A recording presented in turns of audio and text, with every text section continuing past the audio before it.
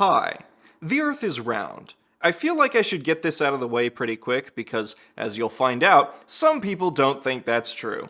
And you'll never guess where they are. I enjoy using TikTok. It's a lot of fun. I enjoy making videos on there. I enjoy interacting with the audience I've cultivated on there, and I especially enjoy mindlessly scrolling as soon as I wake up until, it's 5 p.m. You gotta hand it to TikTok. Their algorithm is really good at getting to know you. Arguably better than you know yourself. The town inside me, and everyone's for. Unfortunately, the dark side to having an algorithm that latches onto what you like and keeps recommending you more doses of that stuff is that it latches onto what you like and keeps recommending you more doses of that stuff. So, what happens if, say, the stuff you like and interact with turns out to be, to put it kindly, some dookie garbage clown nonsense? What happens, of course, is that anti-science conspiracy theories, like Flat Earth, survive and thrive. Just a warning, I meant for this to be a quick, fun, let's make fun of Flat Earthers for 20 minutes thing, but it's me we're talking about. I always slip and slide my ass down a rabbit hole. I'm so sorry. So this one's gonna get into some discussions on anti-Semitism later down the line, and also transphobia and COVID denial, so if those hit a little too close to home, I completely understand. Leave a like on the way out, maybe watch some of my other videos instead. Cool? Cool. Let's start off with some lighthearted debunking, shall we? This guy calls himself Dare to Know, because that's just the level of self-awareness we're dealing with here. I'm gonna do a bit of inception here. Unearned confidence. I want you to take that phrase and stick it in the back of your head going forward. You'll figure out why pretty soon. I do have to say that I think it is hilarious that you think planes fly in a curved line. Whether or not you think the Earth is a ball, or if you know it's flat, planes, they fly in straight lines. And I could very easily prove that to you right now. Essentially, this person believes that airplanes fly like this. I actually do believe that this airplane flies up and down in a curved fashion, which obviously makes zero sense, but this guy believes it. So let me show you what these airplanes would actually be doing if the Earth were a ball. If you knew how to think, what you would do is you would take two locations, you would put them in on Google Earth, and you would see what the line looks like. Down on the bottom, you have Singapore, and up on the top, you've got New York City. And that's exactly what we have here. You've got Singapore on the right, and you've got New York City on the left. You, with all of your intelligence, you believe this airplane is flying up and down like a rainbow? That is completely illogical. Yeah. If you knew how to think, you would put the points on a globe and, oh shit, it actually makes a lot of sense on the globe model. But for some strange reason, if you put the points on a flat map, it looks weird? Completely illogical. Wait a second, that's not even the flat Earth map. They use this one. Even he brings this up. Why do they use this 2D representation of the globe and not this one? People say that the flat Earth map is just a squished down version of your globe. If that's the case, why do you people not use it? Because it's way more distorted. You've answered your own question. It's squished down. Okay, here's a quick demonstration I threw together in Blender. It's quite difficult to accurately map the Earth onto a flat surface, because it isn't one. The way most 2D maps do it is like this, taking slices and rolling them out along the equator. But this isn't particularly visually pleasing or easy to navigate with, especially if you're traveling near the North or South poles where the splits in the map are really drastic. The imperfect solution is to simply reconnect the seams, which has the added bonus of the cardinal directions always being in a straight line. The catch with this approach being that the projection becomes slightly distorted. You'll notice Greenland in particular has grown significantly larger. That being said, this method, Mercator projection, still has relatively little distortion. This is how azimuthal equidistant projection works, how we get the map flat earthers use. It's like a bloomin' onion. Although I don't think the Outback will like this one. Just look at what it did to Australia. This map is significantly more distorted. That's why we don't use it, Dare. Except for the occasional aesthetic reasons, like the UN logo. Let's put a pin in that. Like I mentioned, Australia looks super long and thin, despite the fact that this is measurably not the case. And the same goes for South Africa and Chile. Have you ever seen the Andes Mountains? They don't look like this. I'm kind of shooting myself in the foot here by showing you this video first because, like, seeing somebody post their own L like that, to such a degree, you're probably thinking, this has to be satire, right? He's making fun of flat earthers, right? Right? And... no? At the very least, he's way too committed to the bit. He's been doing flat earth conspiracies since the beginning of his account, and you might have noticed a subtle little plug at the bottom here. This leads to a website he operates with another TikToker, let's put a pin in that, which is heavily monetized. Oh boy, for $10 a month you can get full-length videos, 1 point per month, raffles/giveaways. This is text element. Now, I can't find any info on their site about these raffles/giveaways, but supposedly this is the popular option, although maybe that's just what the Globe heads want me to believe. Ooh. They also have a bunch of affiliate links, mystical wares, an illustrated holistic wellness guide, a water ionizer, David Weiss's? David Weiss's what? Who knows? Because they didn't proofread their fucking website! They also have blog posts. Waking up in the Matrix, of course. Do you think they know what the Matrix is actually about? The town inside me. And of course, it's a pair of mid-20s white guys with bad opinions. Obviously they have a podcast. And not just about flat earth, but a variety of conspiracies. Like, oh Jesus fucking Christ. Let's put a pin in that. Regardless of whether you think these guys are just grifting their audience, or if they are portraying their sincerely held beliefs, which aren't mutually exclusive ideas, by the way, a lot of people get hung up on that. Being a true believer in a cause doesn't disqualify somebody from wanting to milk every last cent from their fellow believers. But it should be obvious that this isn't simply a satirical character they're doing for TikTok. I bring up this video first because it introduces a couple things. First, and funniest, flat earthers don't know what up is. I swear to God they don't. You believe this airplane is flying up and down like a rainbow? They think north is up, quite hilariously illustrated by this video. Now if water flows to the lowest point and the earth is glow. What? Horse Girlie 999, I can't hear you over the sound of Chopin Nocturne number 2. Second, flat earthers really like to talk about planes. Airplanes, specifically. Usually the focus is on flight paths. They like to take some specific flight paths and then put them onto the globe and then the flat earth map and then say, oh look, it's a straight line on the flat map, checkmate. So they want you to fly from here all the way up there and all the way across the United States and then come back down to Argentina. Why do you think that is? According to that flight, we'd be going New Zealand to LAX, there, and then down. It's pretty much a straight line. Gets you thinking, doesn't it? Of course, this theory has a couple holes, which is generally not a good thing to have when planes are involved. Chiefly, this theory makes the generous assumption that the goal of airline companies is to get you from point A to point B quickly, and not to ferry as many people as possible from as many places as possible to as many places as possible. Also, it kinda has to ignore the existence of Southern Hemisphere direct flights, which on the flat Earth map would be a little inconvenient. How about a direct flight? At least show that if you aren't trying to prove something. You can't just leave info out. Direct flights are just another lie of the devil.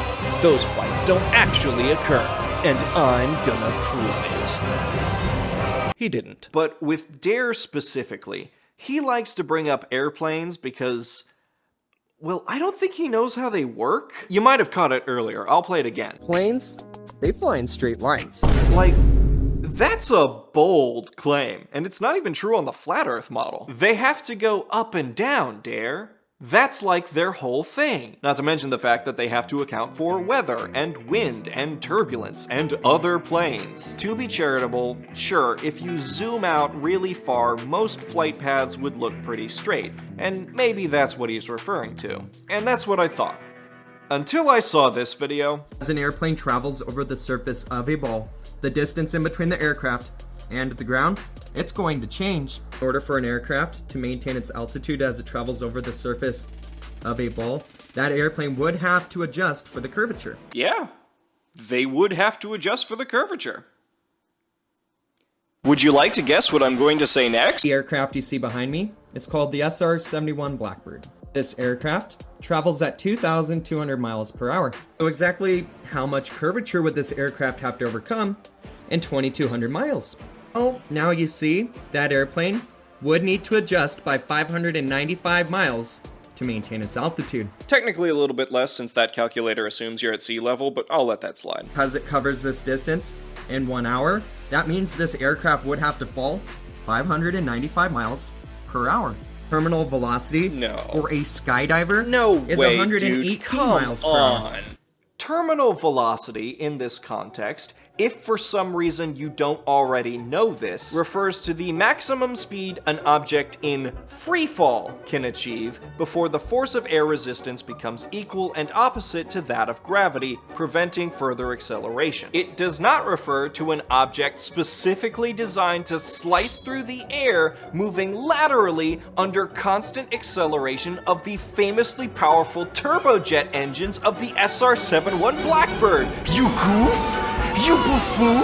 How do you think it got to 2,200 miles per hour in the first place, Dare? There's also this video where he claims that since humans can get motion sickness on airplanes, we should therefore also get motion sickness from the rotation and revolution of the Earth. People get sick flying in a straight line at 500 miles per hour, but they do not get sick while they spin 1,000 miles an hour in a circle. I guess he thinks that we wouldn't have just gotten used to the Earth's movement over the course of billions of years of evolution. Regardless, the reason I bring this up is because he says this. How does that work if airplanes are not accelerating, they're not turning, and people are still getting sick?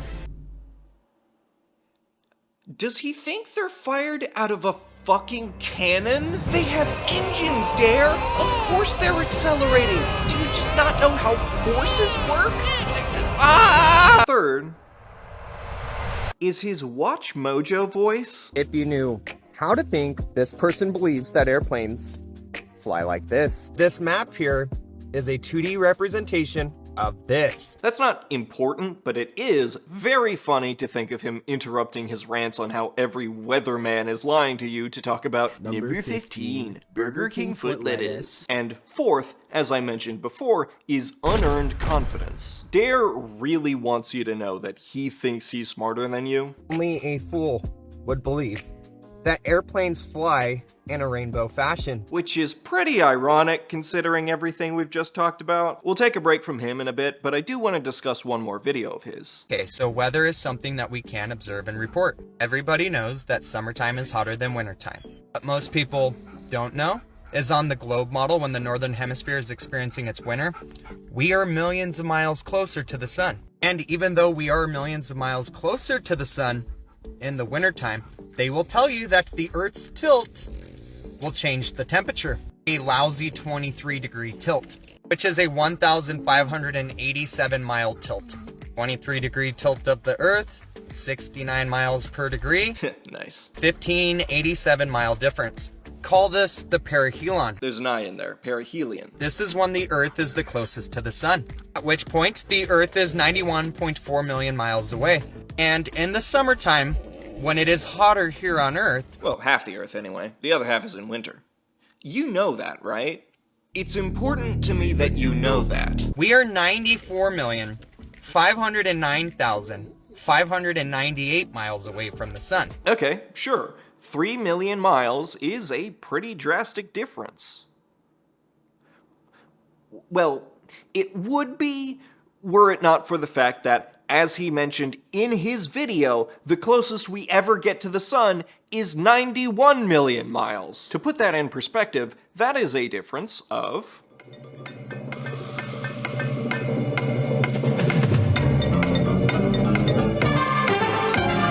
3.4%.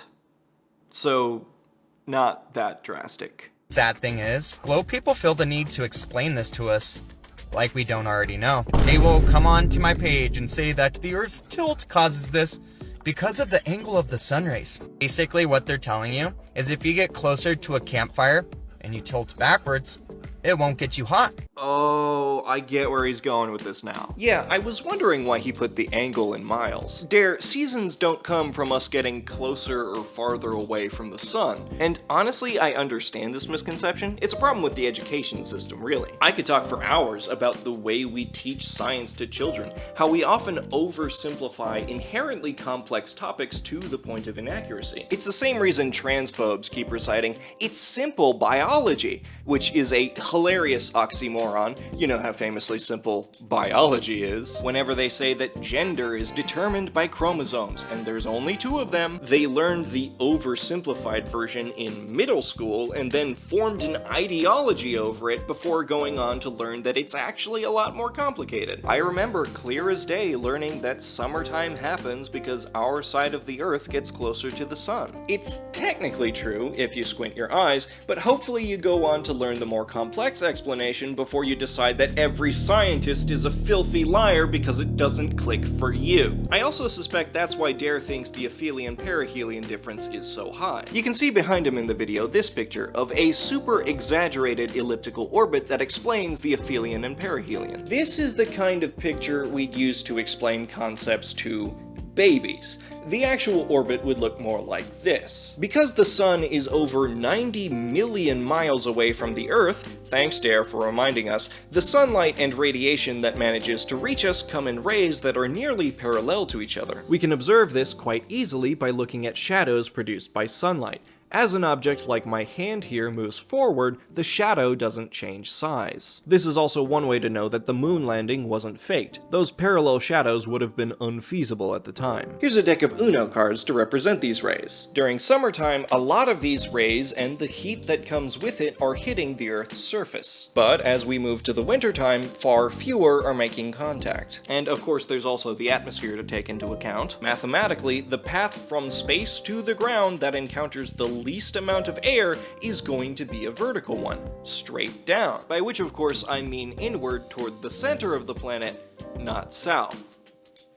Because that would be silly. So not only is a hemisphere receiving more energy during its summer, but it's also getting it more directly with less interference from the atmosphere, which can scatter, absorb, and reflect it. In the winter, the rays have to travel a long way through the atmosphere before hitting its target. This is why sunrises and sunsets are much cooler than noon, and also why they look more orange. Which, wait a second, how do sunsets work on the flat Earth? Later in the same video, he attributes seasons to the sun changing the radius of its path in the sky. This does make sense. Is in the summertime, the sun is closer to the northern hemisphere, and in the wintertime, the sun is closer to the southern hemisphere. How and why does it do this?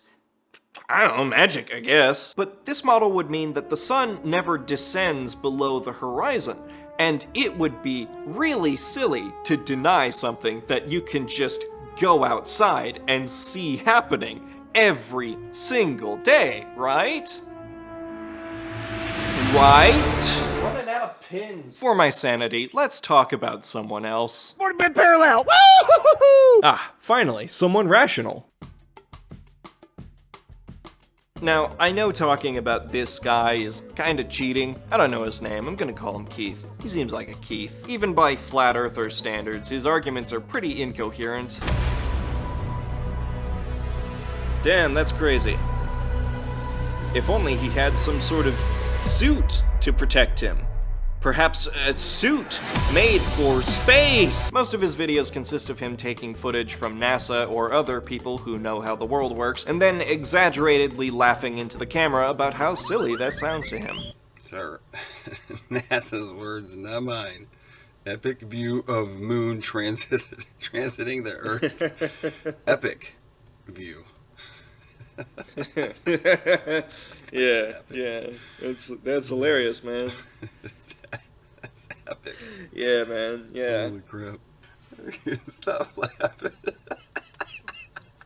Like an epic. Oh, shit. I mean, I thought it was pretty epic. But he does have a couple videos that illustrate some common flat earther themes pretty well. First, we have the triumphant return of flat earthers not knowing what up is. Okay, so riddle me this. They're, globies. This is a plane. No, it's not. It's a race car. No, I know it's not a plane, but Then why did you lie to me? they're starting at the North Pole. Okay? and they're going to fly to the South Pole. Huh? Okay, it's upside down, right? How does it flip? And then there's no land to...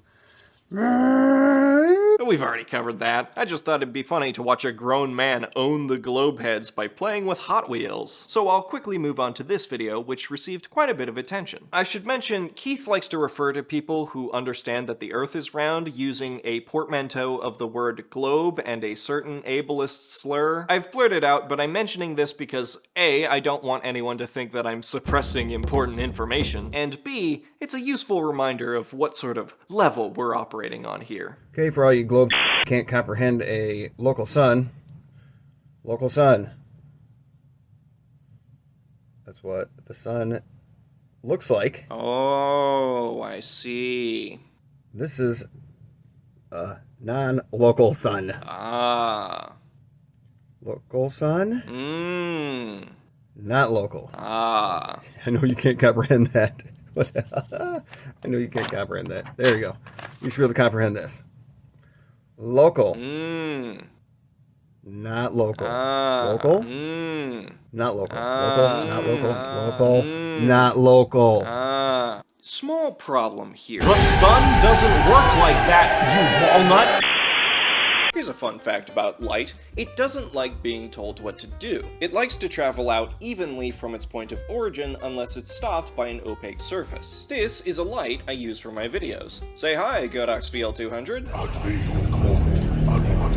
Now, the sun is a spherical light source, which is difficult to achieve in man-made technology. I mean, we gotta put the wires somewhere, right? So, it's not a one-to-one analog. That being said, oh, Jesus fucking Christ!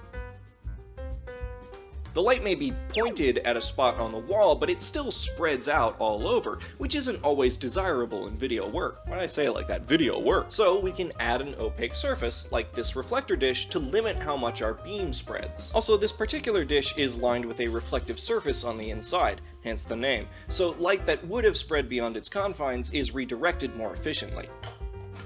Thank fuck, that hurt. So now you can see, hopefully, because I can't, that the beam is much smaller and noticeably brighter due to the reflectors. You can also control light using lenses, like this Fresnel lens here. But a more common example is this shot, which I've been filming using a super wide-angle lens, which bends light in a super exaggerated way.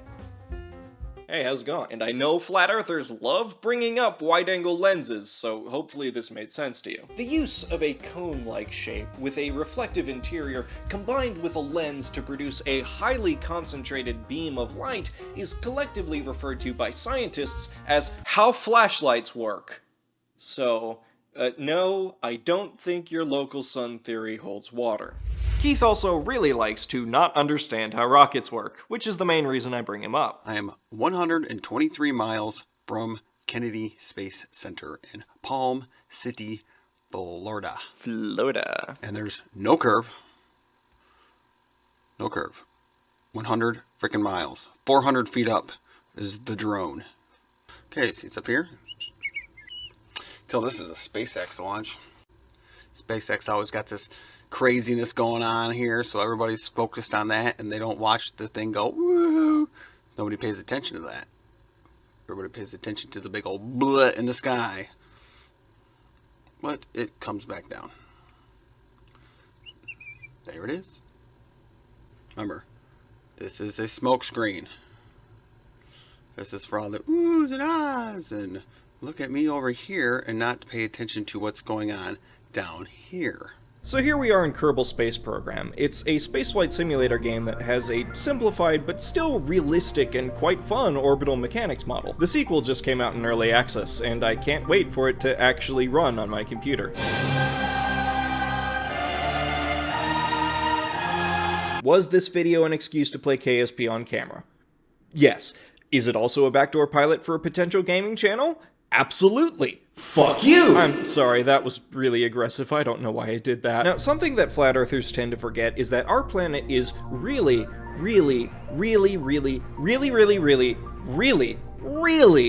big. That's why you can't see the curve from only 400 feet up, Keith. 400 feet up, no curve. As a result, it's really not feasible to take an entire rocket as it appears on the ground and accelerate it to the speeds necessary to achieve orbit. Which, I should mention, doesn't just mean going up, and I don't mean north. I am one of the few people who actually liked the X-Men Apocalypse movie, but there's a scene where Oscar Isaac mind controls the world's military into shooting their nukes up into space, and they just, like, keep going? Like, they're gonna come back down. Gravity doesn't just turn off once you leave the atmosphere. To achieve a stable orbit, a rocket needs to reach an incredibly high lateral velocity such that it essentially cancels out the inward pull of gravity. It is quite literally falling towards the ground and missing. In fact, the only reason rockets have to go up in the first place is because of the atmosphere. Theoretically, if a perfectly smooth and spherical planet existed with no atmosphere, you could achieve orbit a millimeter off the ground, no problem. Getting back on track, to reach this incredibly high velocity, the solution we came up with is to simply not take the whole rocket with us. An empty tank is just dead weight, so usually we just drop them into the ocean. Fuck you, Aquaman! But in SpaceX's case, they like to keep a little fuel in their first stages to boost them back and then attempt a powered landing at the launch pad, as I'm demonstrating here. As I'm demonstrating here.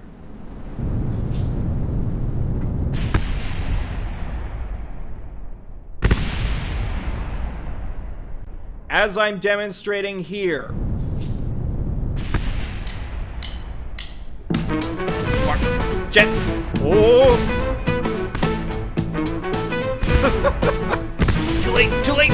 Damn it!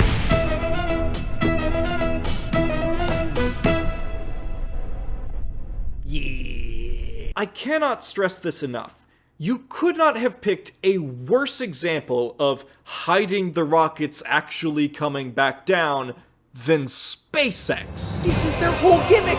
It's not a smokescreen! It's televised!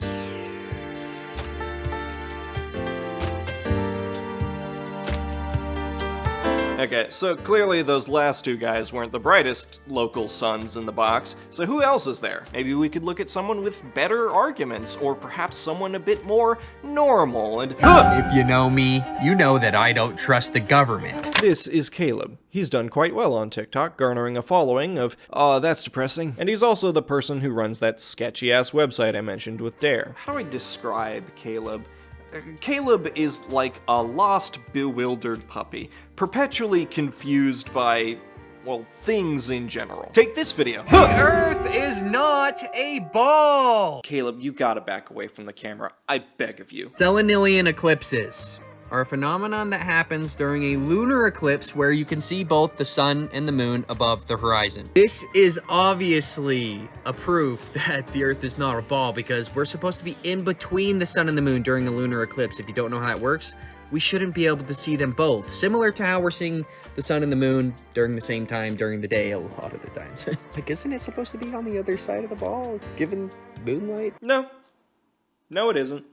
And no one who knows what they're talking about has ever claimed that. Also, I don't know where he got that image. Well, I mean, I can guess, but put a pin in that. But that is a terrible image to use for a Stellanilian eclipse because, well, to put it simply, Stellanilian eclipses occur only at sunrise and sunset, when both the sun and the moon appear to be at the horizon. On the topic of Kaleb not understanding eclipses, there's also this video. Did you know eclipses actually make no sense on the heliocentric model?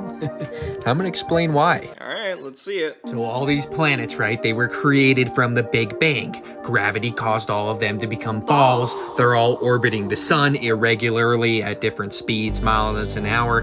How do you think that the sun and the moon align like perfect billiard balls in the sky every 19-18 years from the Big Bang? Seriously, it doesn't stop there though. You know how they perfectly line up to the exact, like they're just perfect quarters cut to line up to each other? They say that that's happening from the sun being 400 times bigger and coincidentally somehow 400 times farther. Okay, so when you say eclipses make no sense, I think what you meant to say was specific aspects of eclipses seem a little convenient for me. And that's almost like having evidence. Commonly used among flat earthers and conspiracy theorists in general is the phrase, "They expect us to believe this?" And this is Caleb's favorite thing to say. This guy just magically pops into scene. Wow, I'm supposed to believe this is real. So I'm supposed to believe that we can resolve the angular size of this hunk of metal. So I've gotta believe that the Earth spins under bullets. They're telling us that fossilized dinosaur eggs exist. We're told that this was formed from a volcano.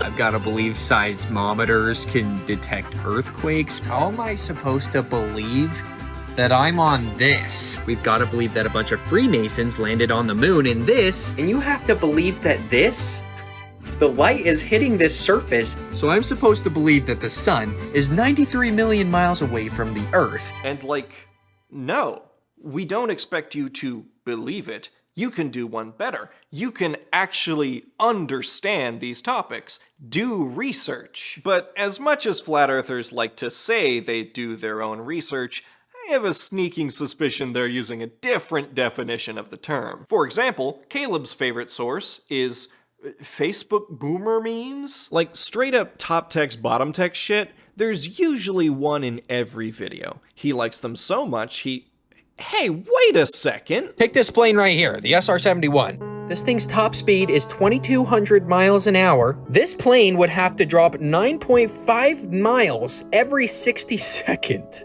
For the record, Caleb's SR-71 video was posted on the 21st of December, and Dare's SR-71 video was posted on the 27th. I think I might have come up with a new conspiracy theory, y'all. Come on, Caleb, at least Dare had the decency to pull up Google Images to at least make it seem like his ideas were original. Kinda giving away the game here. Where are they getting these memes anyway? Well, once again, Caleb gives the game away, because he tells us. Caleb, is your family awake to Flat Earth?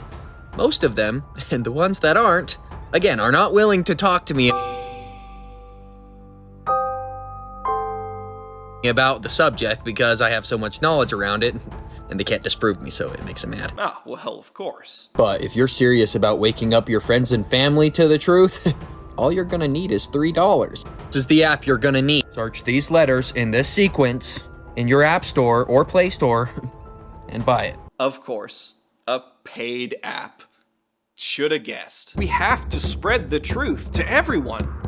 That being said, the truth will cost you $3.99 plus a $10.99 yearly subscription. Let's go over why you need it. So, under the images section, you'll find all of these, where you can teach people exactly what they believe with their solar system.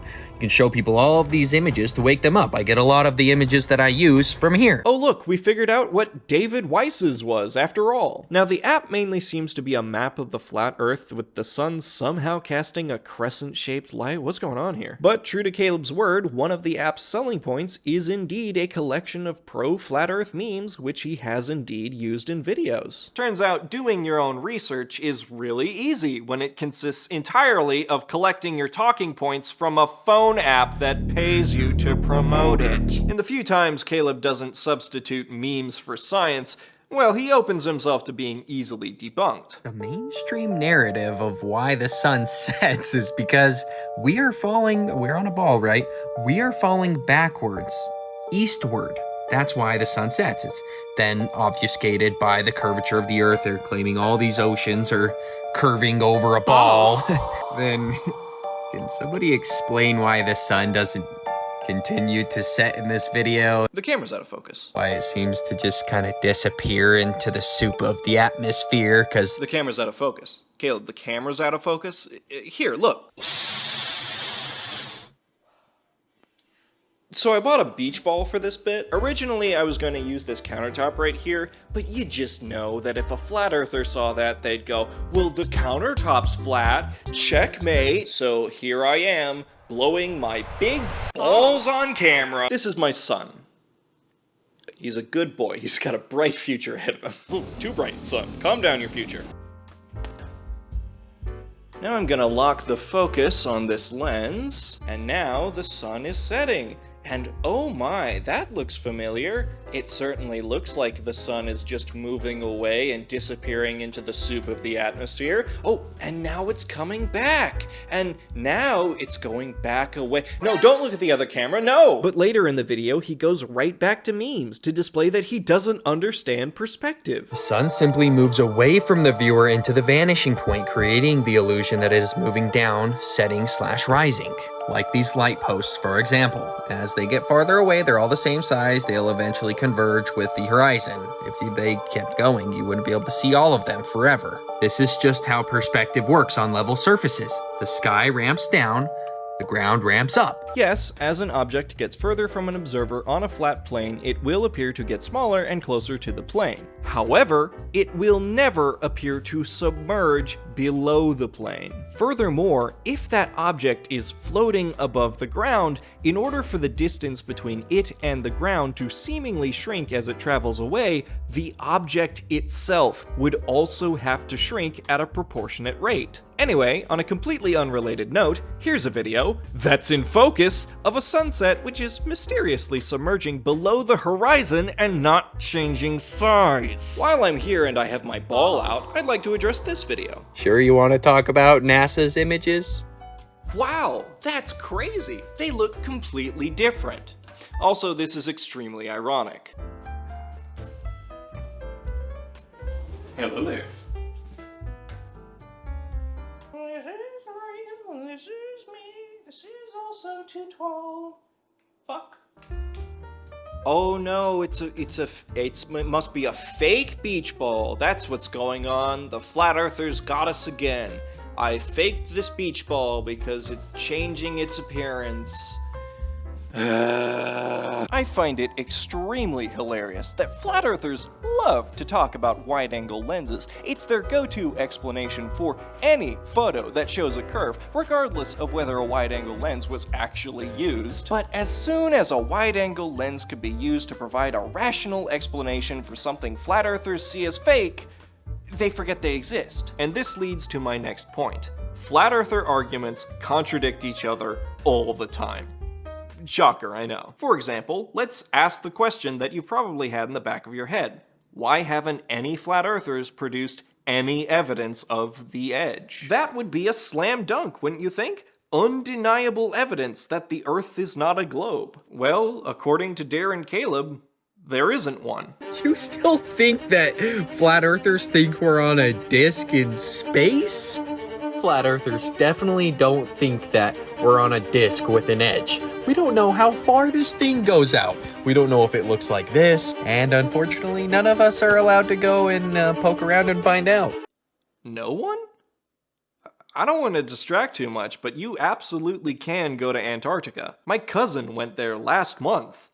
Fuck, I guess she's in on it. And you absolutely can launch an independent expedition to Antarctica. No exploration past this line, the 60th south latitude. That yellow text is not supported by your evidence, and I don't even think you read that, because if you look closely, you'll realize this legislation applies only to British expeditions without a permit. So I look forward to you sailing into the lands beyond and bringing back footage of what I'm assuming are continents without light, given the local sun theory, which would also be a slam dunk. But I bring this up because, well, why is he so confident that there's more beyond? They're lying. They're lying about that too. There's more land. Yeah, more resources. Past the Antarctic wall. Follow-up question. Is he confident that there's more beyond? If you didn't know, we don't have a working flat earth model because one, we're not allowed to go to the North Pole. We don't know how far this thing goes out. That's weird. Why operate under the assumption that there is no edge if you aren't sure? It's especially weird considering, well, you know. This, and this, and this are all just guesses. Or more formally known as pseudoscience. Let me get this straight. So if an entire field of scientists collectively assert a claim about the nature of our universe that we cannot observe with our eyes, regardless of the falsifiable and reproducible evidence that is consistent with other things we can observe, that is to be considered a guess and therefore not real science and a lie. But if a flat earther says, I don't know, there's probably more land out there, and that's why they're making us think the Earth is round, then that's a-okay. Or how about this? Flat earthers love to claim that ancient civilizations knew the Earth was flat, and they couldn't possibly be wrong. Oh, and all of our ancestors were flat earthers. They depicted it to be flat. But what happens when ancient civilizations don't think the Earth is flat? Eratosthenes quite famously performed an experiment to measure the Earth's circumference as far back as 200 BCE. Kaleb made a video about this. His response was, no. Now, if you were as indoctrinated as me, you might believe that Eratosthenes, this guy right here, back in the day proved that the Earth had a circumference of around 24,000 miles with a couple sticks. What he hypothesized is because the light in the left picture hit the bottom of the well, the sunlight, and the light in the right picture casted a shadow from the pillar, he then theorized that the Earth was actually round, and that's why. Did Eratosthenes not go outside? Like, light doesn't come in at parallel angles. Oh, I'm sorry, Mr. Famous Mathematician, but have you considered this claim, which is so comically easy to debunk, that all it takes is just sticking your hand in sunlight and moving it around? Which also conflicts with the local sun theory, because now there's even less reason for sunlight to randomly look like a croissant, for which my only evidence is one photograph, which shows that I don't understand linear perspective, despite making an entire video about that exact subject? Finally, and this might seem like a weird question to ask, do flat earthers think the government is hiding the flat earth? You'd think yes, right? Obviously they think the government is trying to hide it. That's what this whole thing kinda hinges on, right? Right? If you didn't know already, the US government is releasing the truth in a lot of their patents and documents that they have on their website. CIA, NASA, doesn't really matter. They're kind of admitting the truth. I'm losing my fucking mind! You may think flat Earth is stupid, but NASA? They sure don't. They switch between the government is running the most airtight conspiracy ever attempted to they're not even trying to hide it on a fucking dime, based entirely on whether they can interpret official sources as reinforcing their, in this case, literal worldview. Kaleb has a video about all the different movies, yet movies are evidence now, that he claims are showing us the truth. And my personal favorite is this. Flat Earth is dumb, huh? But 4 of the most powerful organizations in the world have it as their logo.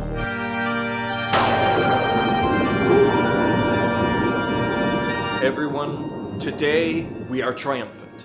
Every teacher, physicist, NASA employee down to the last janitor, weatherman, archaeologist, pilot, and amateur astronomer has been paid off. It has taken a considerable amount of time, effort, and money to ensure this operation is a success. Not to mention the assassins we've had to hire to ensure that none of those people leak the truth, which would be extremely easy for them to do. But the fruits of our labor have ripened. Everyone now thinks the Earth is round. Hear, hear. Yes. But like, we gotta give them something, right? Yeah. I mean, put it on the logo or something. Yeah. And this leads into arguably the most important question to ask when discussing Flat Earth. Who's doing this? To buy into this conspiracy, you have to believe that every single nation's government is secretly cooperating on an unprecedented scale, or at the very least, having their strings pulled by an Illuminati-like organization, also on an unprecedented scale. Who are these conspirators, and why are they conspiring? This is the question that underpins it all, because when you start to dig, when you peel back the layers of Flat Earth, you will find... Oh no!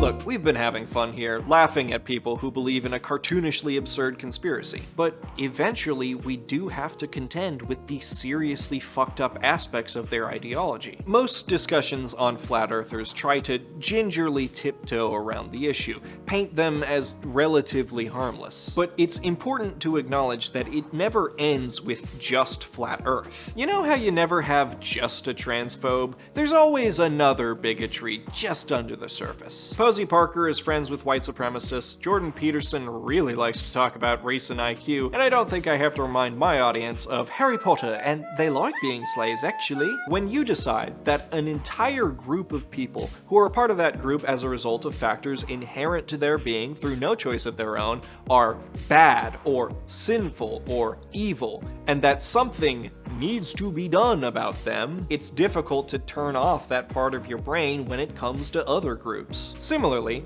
when you decide that a secret society controlling the government, whatever you understand that to be, is hiding the truth to control us, so much so that they are lying about the literal shape of the world, then what else are they hiding from us? Almost every conspiracy theory fits under the, well, I guess literal dome of flat Earth. Kaleb and Dare's podcast is a good encapsulation of this. Chemtrails, germ theory, 5G, AI, health crystals, gematria? The idea that letters in a word and their corresponding numerical value have some sort of sinister meaning, so I guess watch out for those satanic French fries. And in case it isn't painfully clear, obviously these guys are COVID deniers and anti-vaxxers. It just comes with the territory. So, if all these conspiracies are true, who's behind it? It's the Jews. They always think it's the Jews. Like everyone else, you were born into bondage. Born into a prison that you cannot smell or taste or touch. Oh, of course they're using that one quote from The Matrix. Watch a different movie, I'm begging you. This episode, subtly titled Central Banks, Zionists, and the Freemasons, is a frustrating listen. It's also a surprisingly boring listen. Even in their TikToks, both Dare and Kaleb kind of drone on and repeat themselves quite a bit. And now they have to talk for an unscripted hour without the help of suspense, horror, piano, and music box. And even with the hour-long runtime, their podcast is way more devoid of evidence than the TikToks, presumably because they can't look at their app while they're talking. There's a lot of this is what they're doing. One of the biggest things that I see happening in the music industry and the television industry is these people will create a character that your child can relate to. Lil Nas X, Miley Cyrus. They create these characters that are good, wholesome, loving people who are just like your children. And your children get excited. They get attached to this person. And as time goes on, they morph that character into what you know as Miley Cyrus, what we know as Lil Nas X, and they teach your children that this is a natural part of growing up, that you can start sweet and innocent, but decide one day to dry hump the devil. But saying this is what they're doing means absolutely nothing when you present zero evidence that they are even doing anything. They want you to see society as Miley Cyrus. They want you to turn society into a Miley Cyrus. So I'm listening to this podcast, bored out of my mind, eyes glazing over, when suddenly I'm jolted back to life by them saying shit like this. When we're talking, we're going to talk a lot, and me and Derek are going to have to say Zionists a lot, because there's a whole term made up for people that are derogatory towards the Jewish faith, which is anti-Semitism. And me and Derek are the furthest thing from anti-Semitic. We are completely cool with Jewish people. I'm cool with Christians. I'm cool with whoever. I want to read all the holy scriptures, like all the books across the whole world. So when we're referencing Zionists, we're talking about a very small subsection, a very small percentage of the Jewish community that is in control of like 90% of the world. Oh, okay. No, you've got it all wrong. I'm not anti-Semitic. Jews do control the world, but I didn't say it was every Jew. Calm down! But then they go right back to meaningless speculation. Be aware of what you're seeing around you. How many times a day do you see the globe? How many times a day do you see these different things that they're trying to brainwash into you? Because if you see it when the movie starts, if you see it on your iPhone, if you see it here, or you see it there, it just reinforces your idea that this thing is actually happening. And so the school is nothing but a repetition device that is designed to get you to rinse and repeat. It also doesn't help that they don't really stay on topic, as we saw with the Miley Cyrus bit. Dare also goes on a completely unprompted and lengthy tirade against, you guessed it, COVID and masks. You could find documents from Dr. Fauci that shows that 85% of everybody who died from the Spanish flu influenza, they didn't die from flu, they died from wearing a mask. And this is a fact, guys. It isn't. Hi, editing Charlie here, because I should not leave this merely implied. Yet again, they're using a claim sourced from a meme. Yes, Fauci, along with virologist Jeffrey Taubenberger and epidemiologist David Morens, did conduct a study in 2008 on causes of death among Spanish flu patients. And yes, they did find that the majority of those patients died as a result of bacterial pneumonia. That much is accurate. However, let's just do a quick Control F for the word mask and, oh, that's weird. It doesn't mention masks anywhere.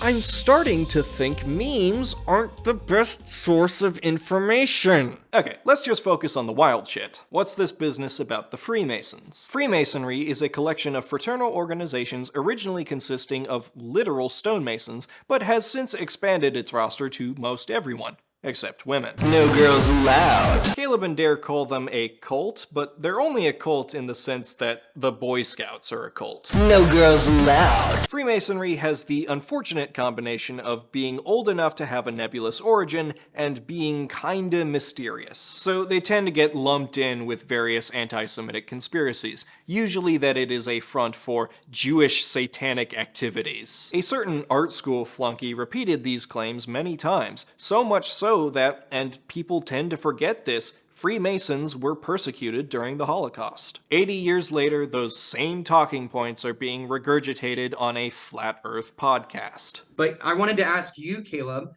what changed your mind? What was the thing on Freemasonry that did open your eyes up to the truth of it and to actually generate a distrust? I'm also very curious to hear what evidence implicates them. I'm sure it's very compelling. Yeah, that's a really good question, because I used to look at it just like I was kind of stuck. Like I didn't know what I was doing with my life at that time. I wasn't dating anybody. I was kind of just in a job, just going through the motions. And I wanted, like, at the end of the day, I want to do an episode on astrology. Oh, I guess we're talking about astrology. Cool. But what I'm learning from astrology and my astrology, and this might be, people rolling their eyes in the back of their head right now, but I totally think that the people in charge are using astrology. Oh, I had a crazy quote from somebody. They were basically saying that, oh no, millionaires don't use astrology, billionaires use astrology. Yeah, essentially, yeah. So, but like with my chart, I'm very Aquarian, like super Aquarian. That's why I'm so damn weird. But also, I like I found this new love for reading and finding information and things like that. So I feel like I was kind of just like unearthing that, like finding that kind of like that passion and wanting that. So I was thinking about joining, but I started looking into it. I looked at everything from both sides. That's how I easily found Flat Earth, because I had no idea that there were people running around saying the Earth was flat in the 20th century. I literally, from the solar system, had no clue that people were doing that. And then I get on social media and I see one of Dave's YouTube video and blah blah. That sent me down the Flat Earth. But what sent me down Freemasonry, I started finding. Okay, what did you find? TikToks. Oh. And then eventually I found the YouTube video. Oh. It keeps going like this, switching from wild, semi-sourced claims about how the Zionists are in cahoots with everyone. This is kind of similar to what we see what's going on with, like, Jews nowadays. Like, celebrities aren't openly saying they're Jewish or things like that, but they are. And then we're finding out on the back end, and like people, one example would be like, what's going on with LeBron James? Like, I've seen so many tweets showing LeBron James like holding hands with Jewish people, like the top percent, like the Zionists that think we're all slaves for them, like we're cattle. That's essentially how they view us. To mindless pontificating about astrology and MTV. MTV is Masonic television. It is not music television. It's Masonic television. Go look up where they had the very first MTV studio was inside of a Masonic lounge, and I don't remember the city, but it's Masonic TV, not musical television. And the MTV is how they were able to get all of these social experiments out there, like Jersey Shore and all of these other things. And then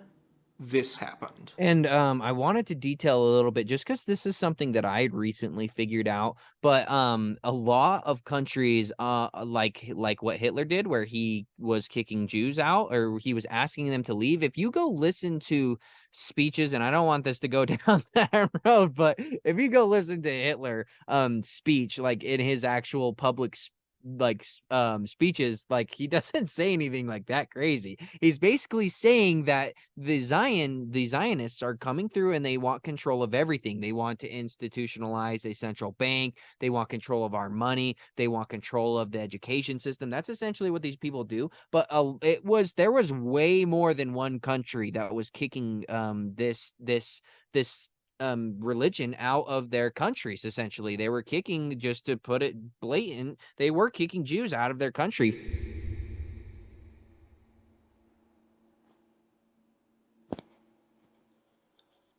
I have been working on the script for this video on and off for like a month, and I knew that this part of the video had to be airtight, that if I didn't properly make the connection between quote-unquote harmless conspiracy theories and their anti-Semitic undertones, then people would say, oh, you're taking this too seriously, you're blowing this all out of proportion, making a mountain out of a molehill, making a big stink over nothing. And he just says it. He just blurts it out. He says, nah, it ain't undertones. This is the beating heart of Flat Earth. It isn't getting to the truth or escaping the matrix, and it certainly isn't thinking for yourself. Conspiracy theorists begin by deciding that they are out to get me and working backwards from there. They can be anyone you already don't like. Soros, Fauci, trans people, Black Lives Matter, Jewish people, Joe Biden, Barack Obama, the barista who screwed up your order last Friday, and, if you're feeling adventurous, all of them at once. And if they're not in on it, then they are simply puppets under the control of those who are. They must be. They're trying to get me to believe the narrative. That Trump lost the election, that masks prevent the spread of a deadly virus, that virus is real, that cops shouldn't be getting away with executing people on the streets, that queer people deserve to be seen as themselves and the happiness that comes with it, that an unprecedented massacre took place and decades later the descendants of its victims are still reeling from its effects, that the earth is round. It's not because they're people from different backgrounds with different ideas, they just want control, or they're asleep. There is a war on your consciousness, and the parasites running the world, they use confusion to wage that war. Why do they lie about the Earth? Well, if we can't figure out where we are in our place in the universe, how do you expect us to figure out anything else? So, it's a matter of controlling the information. It doesn't matter why they need or want this degree of control and power, or how they got it in the first place. Hell, the shape of the Earth does not matter to flat earthers. And I just want to let you all know that, like, if you're just questioning the globe, whether or not you think we're concave, hollow, flat, whatever you think, please keep thinking it and look into it, because all we need to do to break free of their system is expose it. Whether that's exposing the flat earth or concave or whatever, just expose it. This is why they keep contradicting themselves, keep refusing to learn how airplanes work, keep regurgitating talking points from a meme app while calling themselves free thinkers, as long as it's not round. Because the Earth being round is the narrative. And the reason everyone believes the Earth is round is not because it's true, but because they want you to believe it. And if they want you to believe it, then they must want you to believe it for nefarious purposes. It's the narrative. And the narrative is to be questioned at all times. It doesn't matter if those questions lead you towards the truth, as long as it leads you away from the narrative. You can't listen to the narrative. I can't listen to the narrative. I want you guys to know exactly how beautiful you are, how beautiful creation is, how the monsters who have taken over our reality want you to see yourself. They need you to see all of this as a physical concept so they can steal your energy. If you knew the truth of what you are, you would not give these monsters your energy. You would lift humanity up instead of tearing it down in the name of profit. Monsters sitting on top, they're not like you. In fact, you are far greater than they could ever wish to be, because they've convinced us that we are nothing but an evolved monkey spinning around on a space rock. They've taken over. If the narrative is true, then I'm not special. And I have to be. They have to be after me. I'm the main character.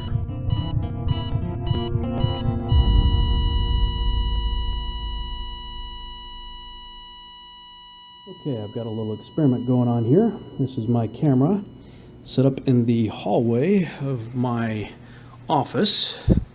In 2015, flat earther Rob Skiba conducted an experiment in an attempt to debunk what he saw as impossible photographs produced by NASA's Discover satellite of the moon passing in front of the Earth. The very same photographs Keith had a grand old time laughing at.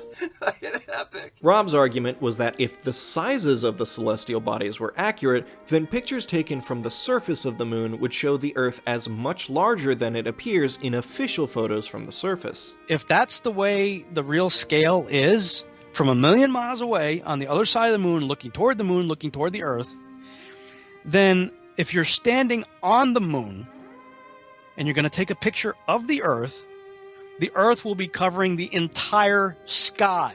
So he set up a camera at a proportionate distance with equally proportionate models of the Earth and Moon, ready to bask in the southward flowing tears of globe heads everywhere. However, And, you see that my image looks pretty much exactly the same as theirs, but this is where the problem comes in. Check this out. If you get up close, everything changes.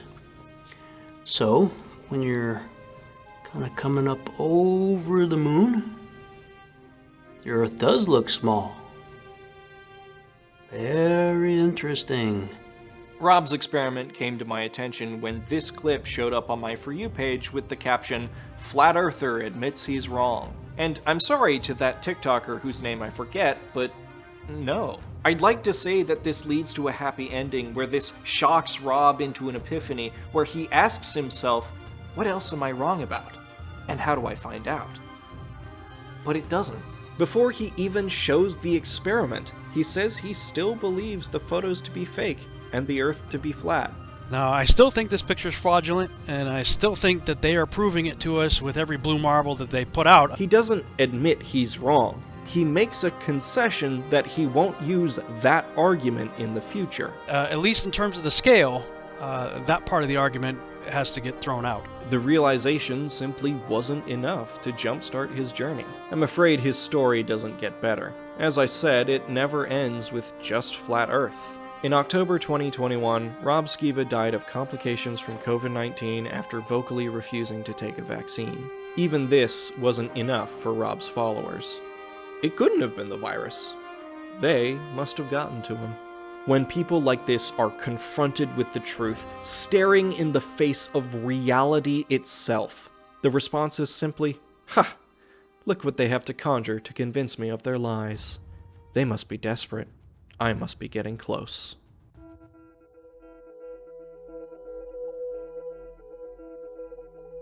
It's discouraging, to say the least, to see people openly demonstrate that their approach to skepticism is to stick their fingers in their ears and say, la la la la la la. It seems no matter what we say, what evidence we present, it is simply not enough. It won't change their minds. Flat Earth will always have evangelists, and its evangelists will always have an audience. And this is due in no small part to TikTok itself. YouTube in recent years has cracked down on misinformation and conspiracy content, throttling the reach of flat earthers here, but TikTok is basically the Wild West, and the only type of misinformation they sometimes take action on is COVID and vaccines. Individual actions won't fix that problem. It has to be a collective call by TikTok's users to improve the platform. And it's the same thing with education. It's a systemic problem. Individual action cannot fix that. It takes all of us demanding better access to better education standards. And unfortunately, I don't have a lot of hope for Darren and Kaleb. They are people, capable of making their own decisions, even if they vastly overestimate their immunity to propaganda. And they are the ones who have to decide for themselves to step back into reality. But they also now have a financial and reputational incentive to commit to Flat Earth. In some aspects, we are the same, two sides of the coin,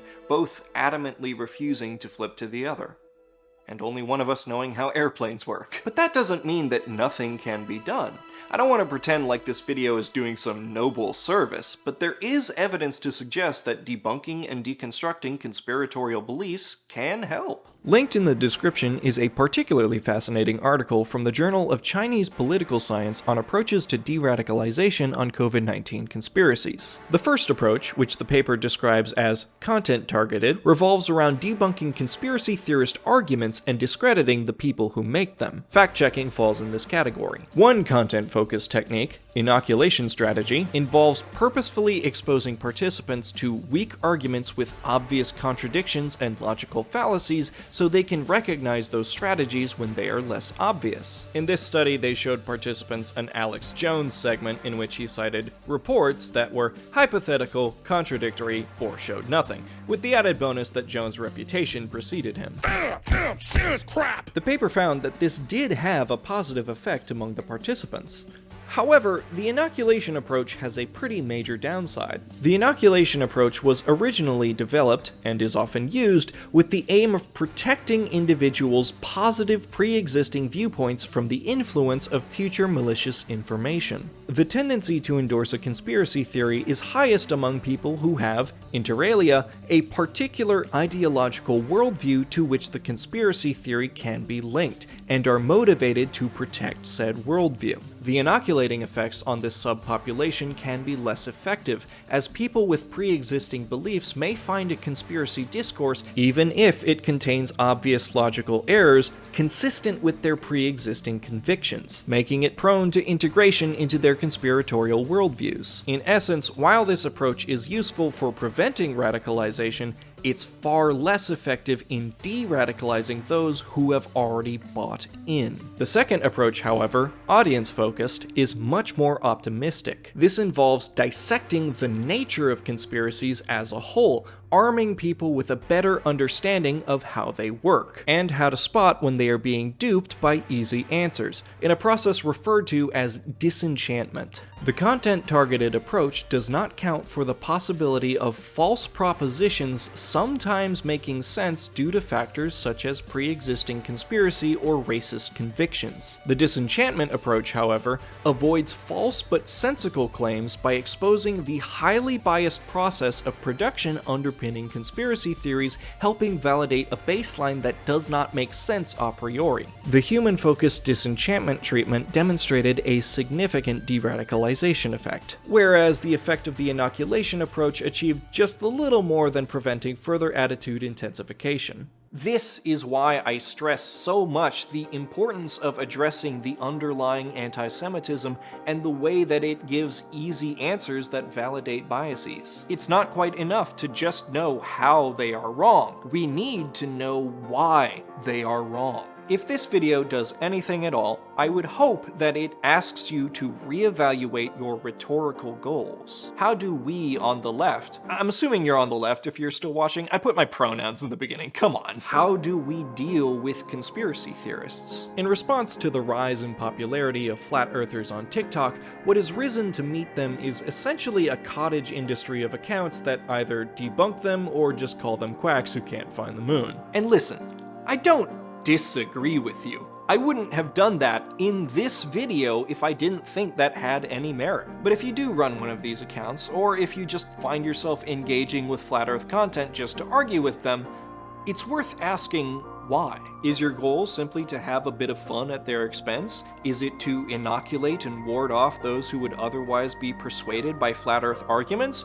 Or is it to change flat earthers' minds? And if it's the last one, I think it's seriously worth considering changing your approach. It's easy to look at the horizon and say, that looks flat to me. And it's easy to look at flat earthers and say, they just look like weirdos who think the Earth is flat to me. But the truth isn't easy. A better understanding of the world and a better world means looking farther. That's where I'm gonna cut this off. Thank you so much for watching. If you enjoyed this video, flash a local sun on the like button, land a rocket behind a smokescreen on the subscribe button, and comment how you think airplanes work. Not like you can get it any wronger, and I will see you next time. But first, I'm gonna head south to visit my cousin in Antarctica.